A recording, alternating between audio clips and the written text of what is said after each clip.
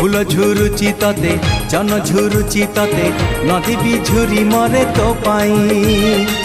पवन कहे काने आसबू तू दिने तो गा पारी होई मो पाई सज तो सुनेली संध्या लाज तो रजनी गंधा सज तो सुनेली संध्या लाज तो रजनी गंधा दिन राति झुरे तो पाई हलदी बसंत चढ़े तू आल हलदी मोही सोरिसो फुलिया छिटो साड़ी लो तते भारी मानई।